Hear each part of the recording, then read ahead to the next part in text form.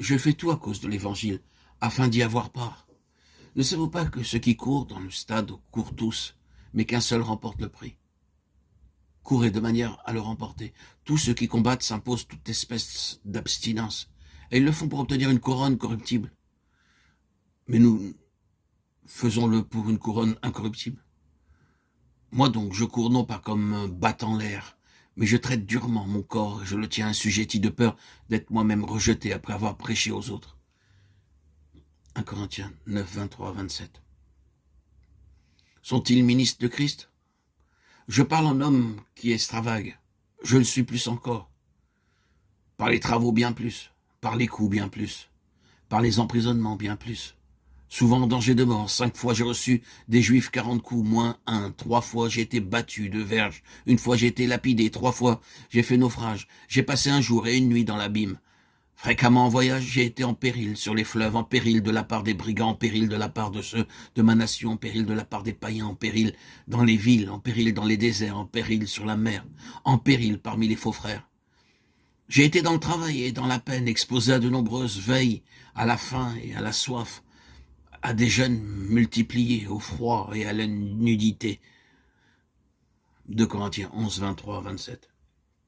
Je cours vers le but, pour remporter le prix de la vocation céleste de Dieu en Jésus-Christ. Philippiens 3, 14. Nous sommes, d'après ces paroles, un peuple engagé dans une course où il faut courir de manière à remporter le prix. Paul déclare que nous ne pourrons être couronnés si nous n'avons pas combattu, suivant les règles. Il est donc important de savoir ce qu'il faisait et ce qu'il disait. Quelle est sa réponse? Je traite durement mon corps, et je le tiens assujetti de peur d'être moi-même rejeté, après avoir prêché aux autres. 1 Corinthiens 9, 27. Dans notre marche dans la vocation, nous sommes davantage occupés de l'esprit et de l'âme, alors que le corps passe au second plan. Cependant, nous sommes dépendants de notre corps. Paul se soucie aussi de son corps en le maintenant en bride, parce qu'il savait par expérience que l'esprit doit gouverner l'âme et maîtriser le corps. Le Saint-Esprit, dans son œuvre intérieure, développe l'esprit en lui donnant de la croissance et de la maturité, afin que l'âme soit à sa véritable place et que le corps ne domine pas le croyant. Car nous sommes très facilement dominés par lui. Dans tous les domaines, la nourriture, le sommeil, notre confort, nous avons à apprendre à maîtriser les appétits du corps, car si nous ne savons pas le tenir en bride et le subordonner, nous ne pourrons pas vaincre. Dominer notre corps passe par l'offrande à Dieu. Je vous exhorte donc, frères, par les compassions de Dieu, à offrir vos corps comme un sacrifice vivant, saint, agréable à Dieu, qui sera de votre part un culte raisonnable. Romains 12, 1. Si le service de Dieu nécessite une certaine abstinence dans les repas, je dois le faire. Si le Seigneur me dit de passer plus de temps dans la prière au détriment des heures de sommeil, je dois le faire. C'est ainsi que je domine mon corps dans le cas contraire. C'est lui qui m'imposera ses exigences et je deviens son esclave. Voyez également le domaine de l'habillement. Beaucoup en sont esclaves. Et bien que les croyants doivent être correctement vêtus, le Seigneur désire aussi en avoir le contrôle.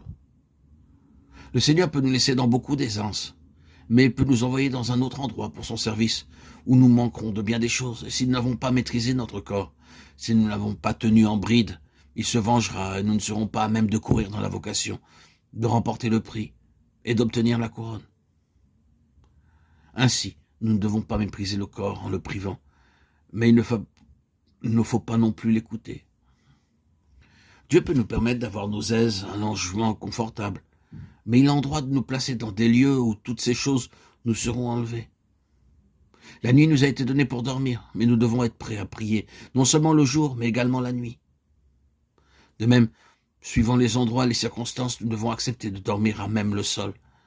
Le service de Dieu implique que cette question de la maîtrise du corps soit réglée, car si nous l'écoutons, il nous rendra incapables de répondre à l'appel du Maître, toutes les fois où son service exigera de notre part une disponibilité sans réserve, dans des circonstances et situations pour lesquelles nous ne l'aurons pas préparé.